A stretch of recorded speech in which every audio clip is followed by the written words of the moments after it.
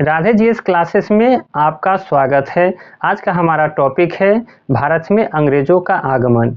इस क्लास में हम लोग जानेंगे कि भारत में अंग्रेजों का आगमन कब हुआ, कैसे हुआ और उनके द्वारा भारत में कहां-कहां अपनी कोठी स्थापित की गई, अर्थात अंग्रेजों का उपनिवेश भारत में किस प्रकार स्थापित हुआ। इन सभी की जानकारी इस क्लास में हम लोग प्राप्त करेंगे। ये काफ़ी इम्पोर्टेंट आपका क्लास है। आप सभी इम्पोर्टेंट पॉइंट को आप अपने कॉपी में नोट डाउन करेंगे और सभी कंसेप्ट को यहाँ समझेंगे, क्लियर करेंगे। चलिए हम लोग पूर्व के क्लासों के ऊपर कुछ चर्चा कर ले रहे। तो इसमें हम लोग जानते हैं कि हम लोग पूर्व के क्लास में पढ़ चुके हैं कि भारत में यूरोपियों का कंपनियों का आगमन का क्रम, और उस क्रम में सबसे पहले हम लोग पढ़े थे कि पहला यूरोपियन जो देश के नागरिक हैं वो वास्को डी गामा है, और वो किस देश का है तो पुर्तगाल का है, जो भारत आया था और व्यापार प्रारंभ किया था। उसे काफ़ी अधिक मुनाफा प्राप्त हुआ था, अर्थात 60 गुना मुनाफा हुआ था। इसी मुनाफा को देखकर दूसरा जो यूरोपियन कंपनी भारत आया वो आपका डच है। और फिर आप इस आगमन के क्रम में आज तीसरा जो पढ़ रहे हैं वो है आपका ब्रिटेन, या कहें तो अंग्रेज। तो सर्वप्रथम हम लोग अंग्रेज या ब्रिटेन की स्थिति को पहले मैप के माध्यम से समझते हैं कि ये कहाँ अवस्थित है। तो चलिए यहाँ देखिए, ये है आपका एशिया, और एशिया के नीचे हमारा दक्षिण में हमारा देश भारत है, और ये है आपका यूरोप, और नीचे देख रहे हैं ये अफ्रीका। तो ये जो यूरोप है, इस यूरोपियों से यानी इस यूरोप के प्रमुख देशों के द्वारा भारत में व्यापार प्रारंभ होता है, जो आप पढ़ चुके हैं। पहला यहाँ पे है पुर्तगाली और यहाँ पे है डच, ये दोनों आ चुका है। आज हम लोग किसके विषय में पढ़ेंगे तो वो है ब्रिटेन। तो यहाँ जो देख रहे हैं वो ब्रिटेन है, और इसी को कहा जाता था अंग्रेज। अब क्वेश्चन है, ये लोकेशन है कि यह है उत्तरी सागर और ये है अटलांटिक सागर, और इस बीच में जो चैनल है उसका नाम है इंग्लिश चैनल। अर्थात ये ज्योग्राफी का यहाँ पे क्वेश्चन है, कंसेप्ट है कि इंग्लिश चैनल किससे जोड़ता है तो उत्तरी सागर को अटलांटिक सागर से जोड़ता है। और ये फ्रांस जो है, इसी फ्रांस के इस साइड में आप देखेंगे तो कौन सा देश है तो वो ब्रिटेन है। और इस ब्रिटेन की जो राजधानी है वो है लंदन। इसकी जो राजधानी है वो है आपका लंदन। इसकी राजधानी कहाँ है तो लंदन, जो किस नदी के किनारे है तो आपको ये रखना है टेम्स। ये लंदन किस नदी के किनारे है तो टेम्स नदी। ये किस नदी के किनारे है तो ये टेम्स नदी के किनारे है। ये कंसेप्ट याद रखना है। अब हम चलिए महत्वपूर्ण बिंदुओं को यहाँ प्रारंभ करते हैं। तो सबसे पहले हम लोग को जानना है कि इस ब्रिटेन का पहला जो नागरिक भारत आया उस व्यक्ति का नाम है जॉन मिल्डन हॉल, और ये 1599 में भारत पहुंचता है। लेकिन ये कंसेप्ट ये है कि ये समुद्र मार्ग से नहीं बल्कि स्थल मार्ग से भारत आया था, और ये जब भारत से वापस ब्रिटेन जाता है तो भारत की सारी परिस्थिति के बारे में अर्थात सभी जानकारी ये वहाँ शेयर करता है, जानकारी देता है। उसके बाद वहाँ एक कंपनी बनती है, और वो कंपनी भारत आती है व्यापार करने के उद्देश्य से। तो भारत के विषय में वहाँ जानकारी किसके द्वारा दिया गया, या पहला ब्रिटिश नागरिक जो भारत आया वो कौन है तो जॉन मिल्डन हॉल है, जो 1599 में स्थल मार्ग से आया था। इतना कंसेप्ट क्लियर है। अब हम लोग जानते हैं जो इम्पोर्टेंट पॉइंट है यहाँ, वो है ब्रिटिश ईस्ट इंडिया कंपनी। तो इसके जानकारी के आधार पर इंग्लैंड में एक निजी कंपनी बनती है जिसका नाम है ईस्ट इंडिया कंपनी या ब्रिटिश ईस्ट इंडिया कंपनी। ये जो अभी नाम सुन रहे हैं ये आधिकारिक नाम है, जो इसे 1833 के अधिनियम में इसे ये अधिकार यानी कि नाम जो है आधिकारिक तौर पे प्राप्त हुआ था। लेकिन पूर्व में इसका नाम अलग था, जैसे the governor and company of merchants of London into the East Indies. ये क्या थे तो ईस्ट इंडिया कंपनी के नाम था, प्रारंभिक नाम है। अब हम लोग जानेंगे कि ईस्ट इंडिया कंपनी जो स्थापित हुई तो वो अधिकार किससे, यानी ईस्ट इंडिया कंपनी को किसे अधिकार मिला, यानी उस समय इंग्लैंड के महारानी या महाराजा कौन थे तो यह रखना है कि उस समय इंग्लैंड के जो शासिका थी वो है आपका महारानी एलिजाबेथ प्रथम। तो एलिजाबेथ प्रथम के द्वारा इसे अधिकार प्राप्त होता है। तो कितने वर्षों के लिए तो यह 15 वर्षों के लिए इस कंपनी को अधिकार प्राप्त हो जाता है। तो कब ये अधिकार मिलता है तो 31 दिसंबर 1600 में इस कंपनी को अधिकार प्राप्त हो जाता है। अब हम लोग जानेंगे कि इस कंपनी में कितने शेयर धारक थे तो आपको ये रखना है 217 शेयर धारक थे। तो इस कंपनी से संबंधित सभी इंपॉर्टेंट पॉइंट को हम लोग चलिए अब नोट डाउन करते हैं। तो हमारा पहला ही क्वेश्चन हो जाएगा यहाँ पे पहला क्वेश्चन हमारा हो जाएगा कि प्रथम, यानी पहला क्वेश्चन हो जाएगा हमारा कि पहला ब्रिटिश या इसी को कह ले तो क्या हो जाएगा, अंग्रेज। पहला ब्रिटिश या फिर कह लें तो अंग्रेज क्या हो जाएगा, नागरिक। पहला ब्रिटिश या अंग्रेज नागरिक, उसका नाम क्या हो जाएगा, तो जॉन मिल्डेन हॉल, उसका नाम क्या हो जाएगा, जॉन मिल्डेन हॉल। ये कब आया, तो यह रखना है 1599 में आया। और किस मार्ग से आया, तो स्थल, यह रखना है यहाँ पे हो जाएगा स्थल मार्ग। किस मार्ग से आया था, तो यह रखना है स्थल मार्ग से आया था। यह पहला इंपॉर्टेंट क्वेश्चन है। नेक्स्ट हम लोग देखते हैं, तो नेक्स्ट है कि यह कंपनी स्थापित होती है जिसका नाम क्या है, तो ईस्ट इंडिया, यह रखना है ईस्ट इंडिया कंपनी। कौन सी कंपनी बनी, ईस्ट इंडिया कंपनी। इसका पूर्व नाम क्या था, तो यह रखना है इसी का नाम था द गवर्नर, यह रखना है the governor and company of, यह रखना है मर्चेंट्स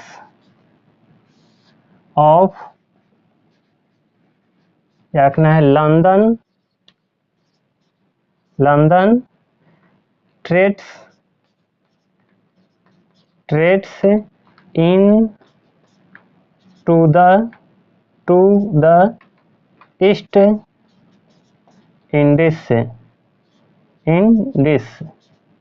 इंडीज।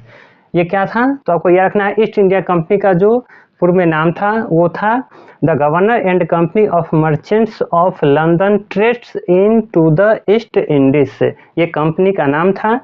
अब यहाँ पे क्वेश्चन है, जो ये देख रहे हैं ईस्ट इंडिया कंपनी जो है, ये कब इसको आधिकारिक नाम मिला, तो यह रखना है 1833 के अधिनियम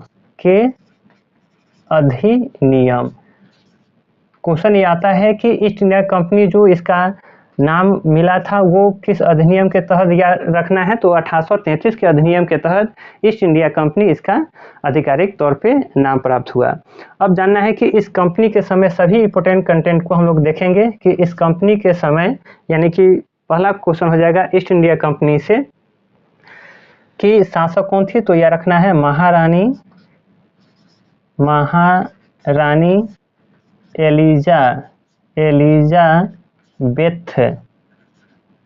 एलिजाबेथ प्रथम। कौन शासिका थी, तो महारानी एलिजाबेथ प्रथम। अब यह रखना है, इसमें शॉर्ट में जान लीजिए कि इसकी मृत्यु कब हो जाती है, तो यह रखना है मृत्यु, तो यह रखना है 1603।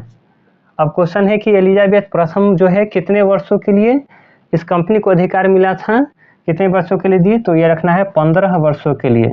15 वर्ष के लिए, कितने वर्ष के लिए इस कंपनी को अधिकार मिला था, तो 15 वर्षों के लिए अधिकार शुरू में दिया गया था। अब आपको यहाँ पे कंसेप्ट याद रखना है कि यह हमेशा के लिए 15 वर्ष नहीं रहेगा। आप जानते हैं कि आगे चलकर इस कंपनी का जो समय है वो 20-20 वर्षों के लिए बढ़ा दिया जाएगा। तो शुरू में जानना है कि ये महारानी एलिजाबेथ के द्वारा इस कंपनी को जब अधिकार प्राप्त हुआ तो कितने वर्षों के लिए, तो यह रखना है 15 वर्षों के लिए।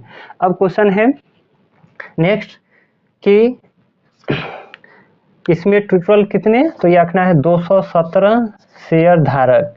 217 क्या था, शेयर धारक था इस कंपनी में। 217 क्या थे, तो शेयर धारक इस कंपनी में थे। अब यह रखना है, यह एक निजी कंपनी थी, ये रखना है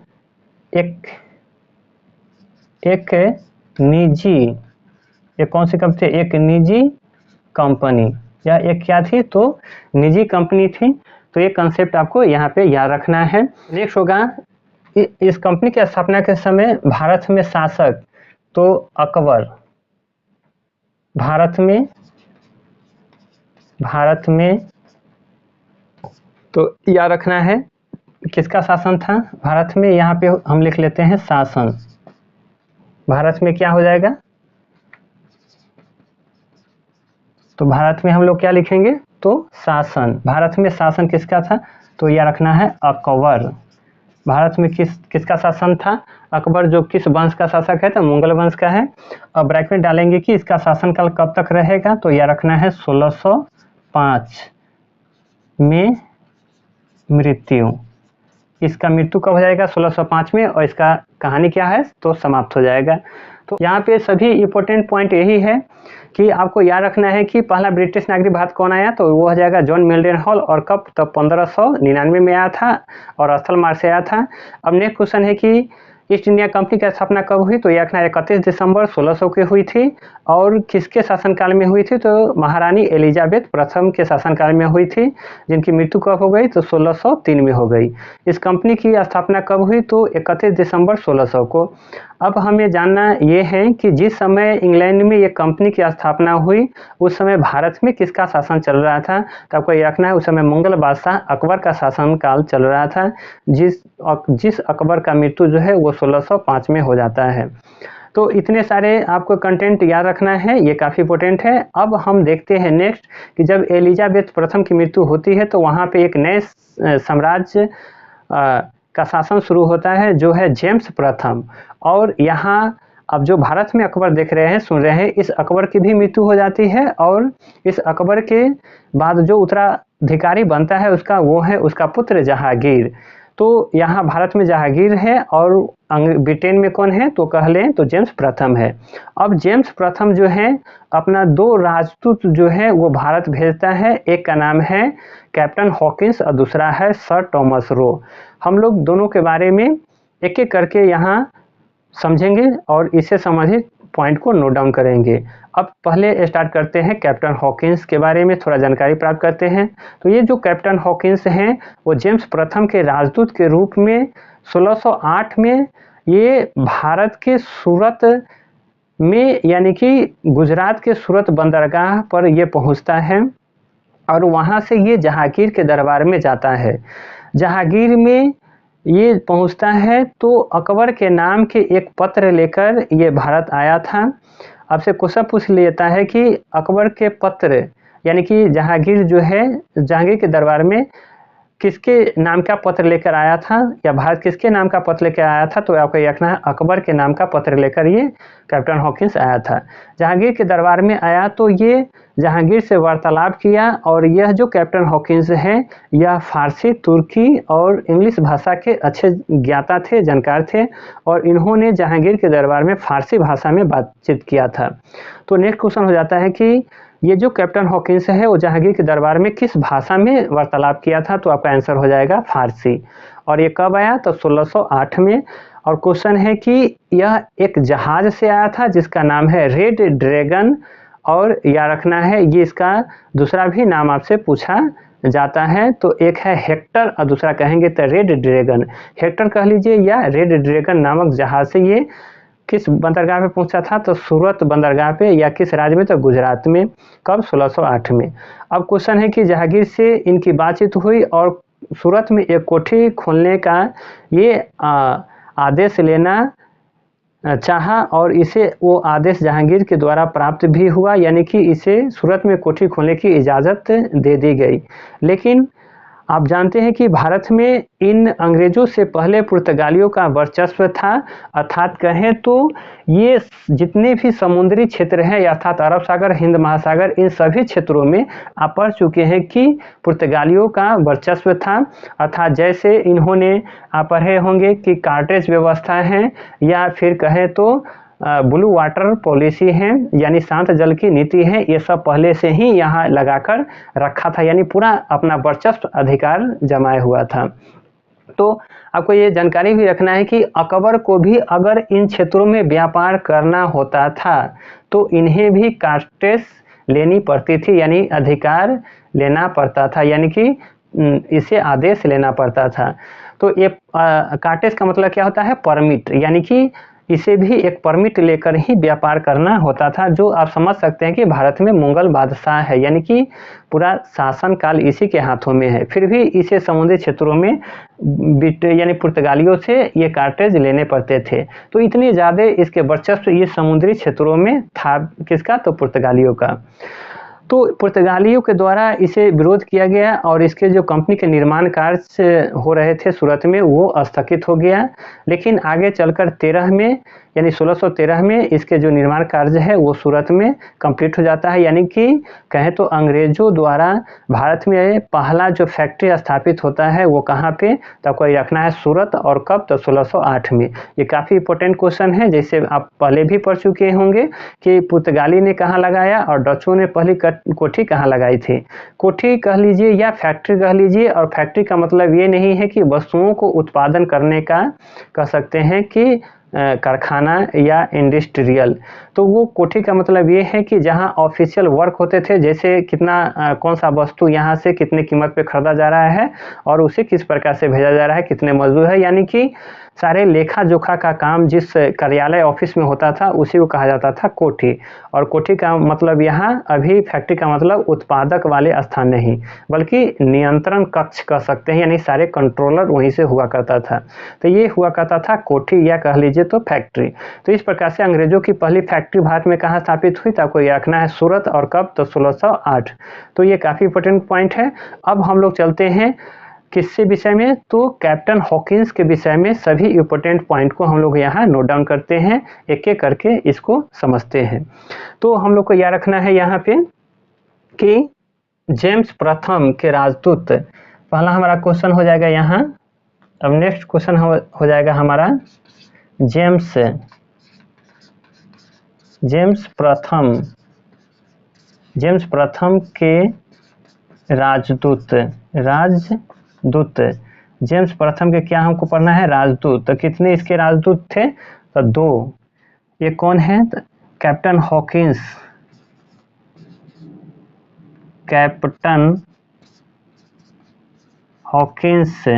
एक है कैप्टन हॉकिंस और दूसरा कौन है?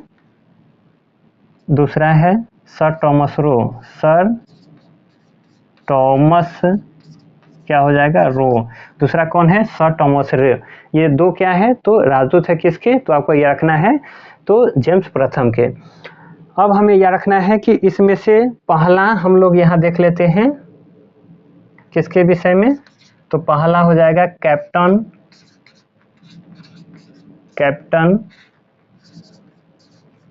हॉकिंस।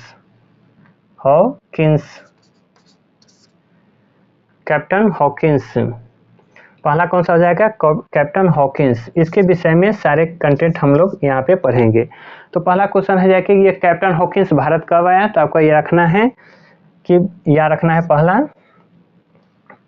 भारत आया। ये आया कब? तो ये रखना है 1608 में। कहाँ? तो गुजरात के सूरत बंदरगाह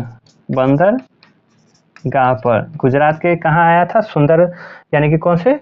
तो सूरत बंदरगाह पे आया था। अब यह रखना है कि जहाज, जिस जहाज से आया उस जहाज का नाम था हेक्टर। रखना है कौन सा? हेक्टर, या इसी को क्या कहेंगे?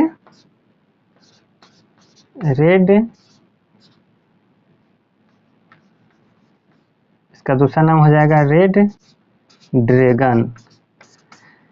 ये जहाज से आया था तो रेड ड्रैगन या हेक्टर नामक जहाज से आया था। कब आया था? तो 1608 में। अब नेक्स्ट क्वेश्चन हो जाएगा किसके दरबार में? दरबार। यहाँ क्या हो जाएगा? दरबार। तो यह हो जाएगा कौन सा? जहांगीर। किसके दरबार में आया था? तो जहांगीर के दरबार में आया था। क्वेश्चन है पत्र। तो कौन से पत्र हो जाएंगे? तो आपको ये रखना है अकबर। अकबर के नाम, किसके नाम का पत्र लेकर आया था? तो कोई रखना है अकबर के नाम का पत्र लेकर आया था। अब नेक्स्ट क्वेश्चन हो जाएगा, नेक्स्ट हमारा क्वेश्चन कौन सा हो जाएगा? नेक्स्ट क्वेश्चन हो जाएगा हमारा भाषा। तो ये भाषा कौन सा बोलता था? तो तुर्की, तुर्की, फारसी, अंग्रेजी। लेकिन इसमें यह रखना है कि फारसी में बात किया, फारसी में बात किया, ये काफ़ी इम्पोर्टेंट है। आपको यह रखना है कि तुर्की, अरबी, फारसी, यानी कि सीधा कहें तो ये तुर्की, फारसी, अंग्रेजी, ये सभी भाषाएं ये जानता था, जानकार था। लेकिन ये जहांगीर के दरबार जो बात किया किस भाषा में? तो ये रखना है फारसी भाषा में इन्होंने बात किया। अब नेक्स्ट क्वेश्चन है कि इसे पद,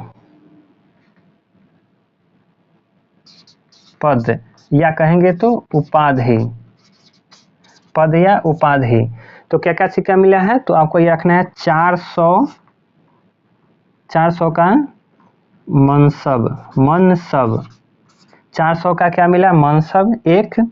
दूसरा इसे मिला खान की उपाधि, दूसरा क्या है? खान की उपाधि। और तीसरा कहेंगे जागीर, एक जागीर। तो आपको यह रखना है कि ये जो कैप्टन हॉकिंस है इसे क्या क्या उपाधि मिला था? तो यह रखना है 400 का मनसब मिला था, खान की उपाधि मिला था, और फिर यह रखना है कि एक जागीर मिला था। ये जो आप देख रहे हैं यहाँ मनसब, तो इसके विषय में जान लेना है कि एक मनसबदारी प्रथा थी जिसकी शुरुआत अकबर ने किया था। और इस मनसब का जो ओहदा है, पद है, वो कितना का इसे मिला था? तो यह रखना है 400 का। यहाँ कंसेप्ट ये है कि ये जो मनसब है इसका अर्थ ये होता था कि आप अगर शासक को सेना देते हैं, सेना से संबंधित सारे कार्य करते हैं, तो आपको बदले में यानी जो वेतन मिलता है वो होता था 400 या 200। इसका मतलब ये है कि जितने का आपको मिला मनसब उतने आपको क्षेत्र यानी कि गांव आपको प्राप्त हो जाएगा, जहां से राजस्व यानी टैक्स जो है वसूल कर आप अपने वेतन के रूप में प्राप्त करेंगे यानी अपने पास रखेंगे। तो ये जो कैप्टन हॉकिंस है ये जहांगीर के दरबार में जो वार्तालाप किया तो उनसे कहा गया कि आप कुछ जो पुस्तकें हैं या बातें हैं उन्हें फारसी भाषा में अनुवाद कीजिए, और इसी के कह सकते हैं कि बदले में उन्हें 400 का मनसब दिया गया, क्योंकि ये तो मनसबदार पद जो था वो सेना के लिए होता था, लेकिन सेना तो ये इकट्ठा कर नहीं सकते थे। अतः इन्होंने जो काम कर रहा था भाषा में अनुवाद करने का, उसी के बदले इन्हें मनसब दिया गया। तो इन्हें एक मनसब का पद दिया गया 400 का, ये रखना है। दूसरा है कि ये खान की भी उपाधि प्राप्त किया, और फिर कहें तो एक आप देख रहे हैं यहाँ पे क्या है, तो एक जागीर इसे दिया गया। तो इतने सारे ये उपाधि यहाँ पे प्राप्त किया। अब नेक्स्ट हम लोग देख लेते हैं कि इन्हें आदेश मिला सूरत में, आदेश प्राप्त, अधिकार, अधिकार प्राप्त, इसे अधिकार प्राप्त हुआ क्या चीज? तो सूरत में कोठी लगाने का, खोलने का, खोलने की, इसे क्या अधिकार प्राप्त हो गया? तो सूरत में एक कोठी यानी फैक्ट्री लगाने का अधिकार प्राप्त हुआ। लेकिन यहाँ पे आपको कंसेप्ट यह रखना है कि जब इसे सूरत में कोठी खोलने का अधिकार मिलता है, ये गुजरात है, ये यहीं पे इसे अधिकार प्राप्त हुआ। लेकिन यह कहानी ये है कि इन अरब सागर में या कहें तो हिंद महासागर के क्षेत्रों में इससे पहले पुर्तगालियों का वर्चस्व था, अर्थात पुर्तगाली ने यहाँ बड़े पैमाने पर अपने ताकत को स्थापित कर रखा था। जैसे आप जानते हैं कि ब्लू वाटर पॉलिसी यानी शांत जल की नीति और कार्टेज व्यवस्था यहाँ पे पहले से फिट करके रखा था। इतनी इनकी ताकत थी कि आप जानते हैं कि मुगल बादशाह जो भारत में अकबर था, उन्हें भी इस कार्टेज प्रणाली को अपनाना पड़ता था, अर्थात कार्डेज लेना पड़ता था। कार्डेज का मतलब होता है परमिट, अर्थात परमिट लेने के बाद ही आप व्यापार कर सकते हैं। तो अरब सागर के क्षेत्रों में, जलीय क्षेत्रों में इस पुर्तगाली का कितना वर्चस्व है आप इस बातों से ही समझ सकते हैं। अतः इस पुर्तगाली के द्वारा इस सूरत में जो आदेश मिला था उसे विरोध किया गया और उस विरोध के कारण ये जो फैक्ट्री स्थापित हो रहे थे वो सारे स्थगित हो गए। लेकिन पुनः आप जानते हैं कि आगे चलकर 1613 में ये निर्माण कार्य पूर्ण हो जाता है। तो आपको याद रखना है कि भारत में पहली पुर्तगाली फैक्ट्री कहाँ स्थापित हुई थी, तो आपको याद रखना है कहाँ, तो सूरत में, अर्थात कहें तो गुजरात। तो ये आपका इंपॉर्टेंट पॉइंट हो जाएगी कि पहली फैक्ट्री। नेक्स्ट हो जाएगा सूरत में कोठी खोलने की क्या मिला, तो आदेश अधिकार प्राप्त हो गया। लिखना है कि पहली कोठी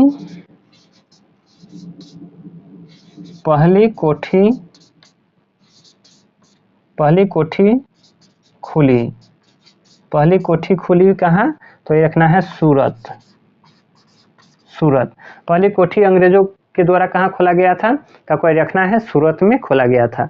अब देखते हैं नेक्स्ट हम लोग देख लेते हैं अब सर थॉमस रो के विषय में। तो सर थॉमस रो भी जहांगीर के दरबार में आया था, ये दूसरा राजदूत था। अब नेक्स्ट जानना है कि ये भारत कब आया, तो आपको ये रखना है कि 1615 में ये भारत आता है। किसके दरबार में, तो जहांगीर के ही दरबार में ये भारत आया। 1632 में गोलकुंडा के शासक से इन्होंने सुनहरा फरमान प्राप्त किया। ये काफ़ी इम्पोर्टेंट है, मोस्ट इम्पोर्टेंट ये कंटेंट है, आपका पॉइंट है। तो चलिए इस कह सकते हैं कि सर थॉमस रो से संबंधित सभी कंटेंट को हम लोग यहाँ नोट डाउन करते हैं अर्थात देखते हैं। तो पहला क्वेश्चन हो जाएगा सर थॉमस रो। पहला क्वेश्चन यहाँ हो जाएगा सर थॉमस क्या हो जाएगा, सर थॉमस हो जाएगा रो। हेडिंग क्या हो जाएगा, सर थॉमस रो। तो पहला ही क्वेश्चन है कि ये भारत कब आया, तो ये पहला क्वेश्चन हो जाएगा भारत आया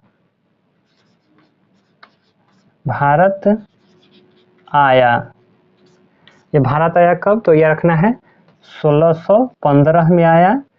किसके शासनकाल में, तो आपको याद ही है जहांगीर के शासनकाल में। यहाँ पे लिख सकते हैं जहांगीर के दरबार में। जहांगीर के काल में। जहांगीर किसके शासनकाल में आया, तो जहांगीर के शासनकाल में आया था। नेक्स्ट क्वेश्चन हो जाएगा कि हमारा क्वेश्चन हो जाएगा कि 1632 में एक क्वेश्चन हो जाएगा 1632 में गोलकुंडा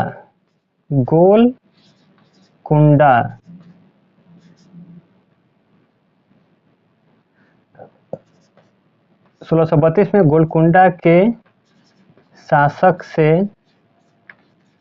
से सुनहरा फरमान प्राप्त किया। सुनहरा फरमान प्राप्त किया। ये काफ़ी इम्पोर्टेंट पॉइंट है कि गोलकुंडा के शासक से सुनहरा फरमान कर प्राप्त किया था 1632 में। अब नेक्स्ट हम लोग यहाँ पे देखते हैं, नेक्स्ट पॉइंट हमारा हो जाएगा यहाँ पे नेक्स्ट क्वेश्चन हो जाएगा कि 1639 में चंद्रगिरी के राजा से इन्होंने मद्रास को पट्टे पर लिया और वहाँ पे क्या किया, तो एक फैक्ट्री स्थापित किया फोर्ट सेंट जॉर्ज। इसको क्या बोलेंगे, फोर्ट सेंट जॉर्ज। कब, तो 1639 में। तो नेक्स्ट हम लोग पॉइंट यहाँ पे लिख लेते हैं 1600। नेक्स्ट हो जाएगा 1639 में चंद्रगिरी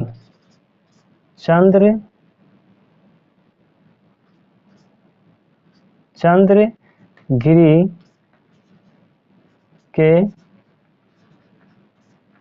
राजा से मद्रास पट्टे पर लिया। नेक्स्ट हमारा क्वेश्चन है कि 1639 में ये चंद्रगिरी के राजा से यानी शासक से मद्रास क्या किया, तो पट्टे पर ले लिया और वहाँ पे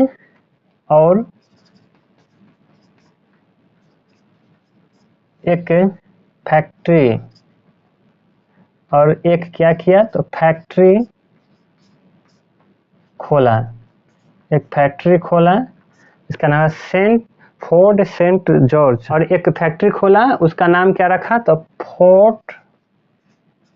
फोर्ट सेंट जॉर्ज। उसका यानी कोठी का नाम क्या रखा तो फोर्ट सेंट जॉर्ज। ये किसे लिया तो चंद्रगिरी के राजा से मद्रास के वाले पट्टे पे लिया और वहाँ पे एक कंपनी स्थापित कर लिया। नेक्स्ट हो जाएगा 1600, नेक्स्ट हमारा हो जाएगा 1651 में हुगली, 1651 में कहा तो हुगली कासिम बाजार, फिर क्या हो जाएगा पटना। 1651 में हुगली कासिम बाजार पटना में कोठी खोला।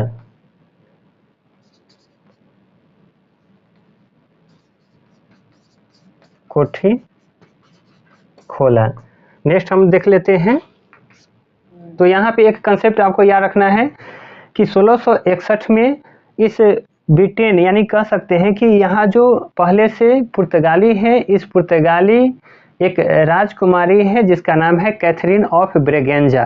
तो इन कैथरीन ऑफ ब्रेगेंजा अर्थात कहते हैं पुर्तगाली राजकुमारी की शादी 1661 में इस ब्रिटेन के राजकुमार जिसका नाम है चार्ल्स द्वितीय के साथ शादी होती है।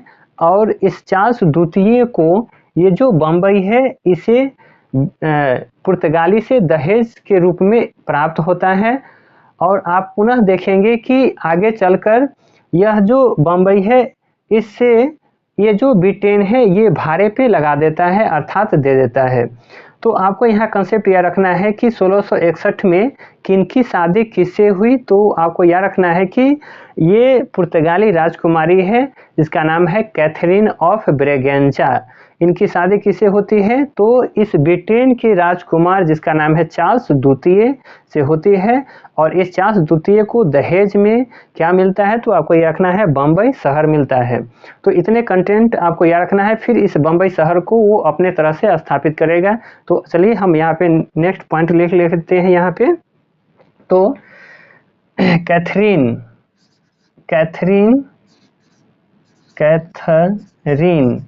कैथरीन ऑफ ब्रेगेंजा की शादी 1661 में किसके साथ 1661 में तो ये रखना है चार्ल्स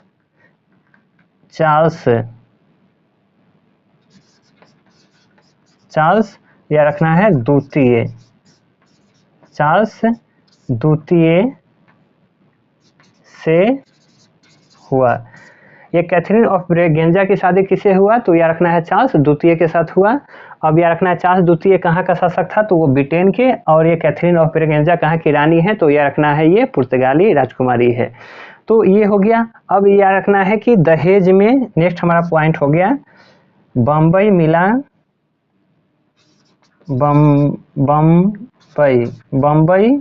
मिला, यह रखना है दहेज में।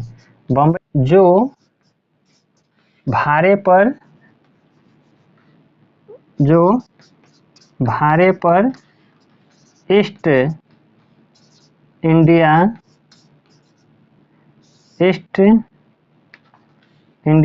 कंपनी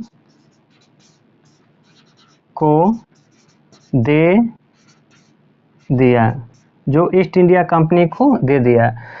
तो यहाँ पे आप देखें कि बम्बई मिला दहेज में, और उस बम्बई को इन्होंने ईस्ट इंडिया कंपनी को 10 पाउंड की राशि पे ये भाड़े पे लगा दिया।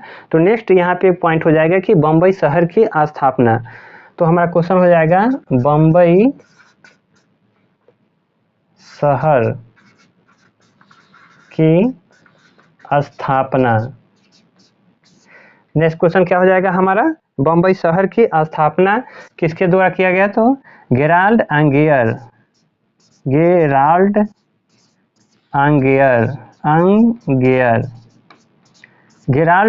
के द्वारा क्या किया गया तो बम्बई शहर की स्थापना की गई।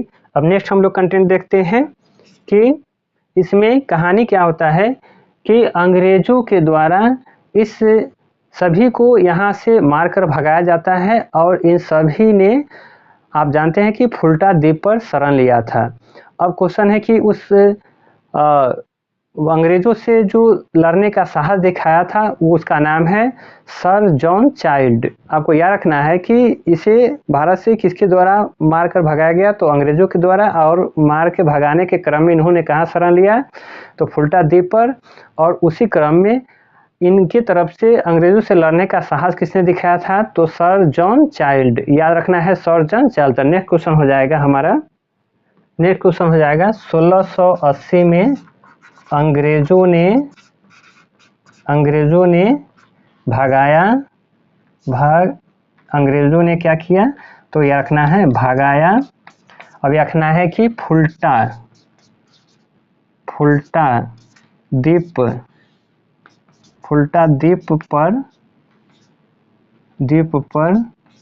शरण लिया। फुल्टा द्वीप पर क्या किया, शरण लिया। और नेक्स्ट पॉइंट रखना है कि सर जॉन चाइल्ड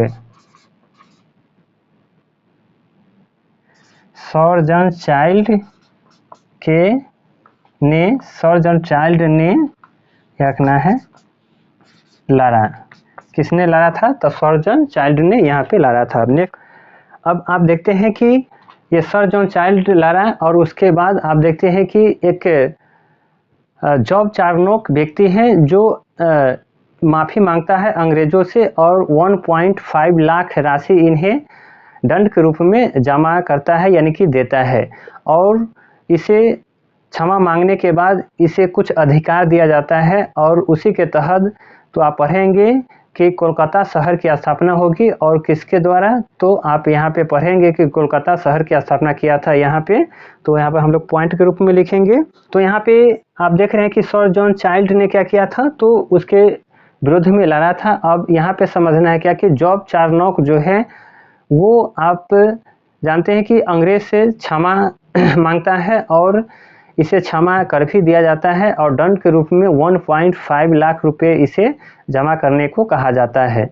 और इसी क्षमा याचना के दौरान इन्हें जो है 3 गांवों की जागीर इसे मिलती है, वो है कालीकता, सुतानाती और गोविंदपुर। तो आपको यहाँ पे जान लेना है कि वो कौन कौन से हैं। नेक्स्ट पॉइंट हमारा हो जाएगा 1698 में गोविंदपुर, कालीकता और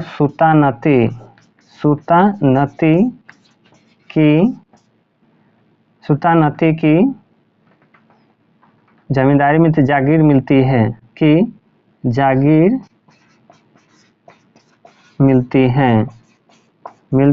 है। तो नेक्स्ट हमारा क्वेश्चन हो जाएगा यहाँ जॉब चार्नोक ने किला बनाया। उसका नाम क्या था, तो यहाँ पे आपको जान लेना है फोर्ट विलियम।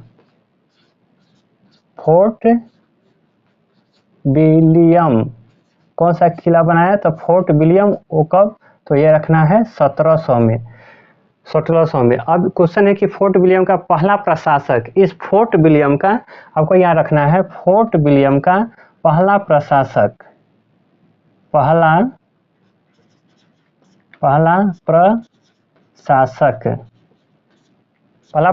कौन था इसका, तो यह रखना है चार्ल्स अय्यर। क्वेश्चन पूछ ले अगर आपसे कि फोर्ट विलियम का पहला प्रशासक कौन था, तो यह रखना है चार्ल्स अय्यर था। अब हम लोग देखते हैं नेक्स्ट क्वेश्चन हो जाएगा हमारा मद्रास फ्रांसिस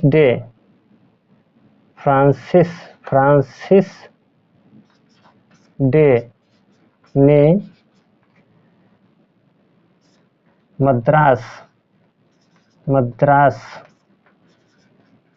शहर की स्थापना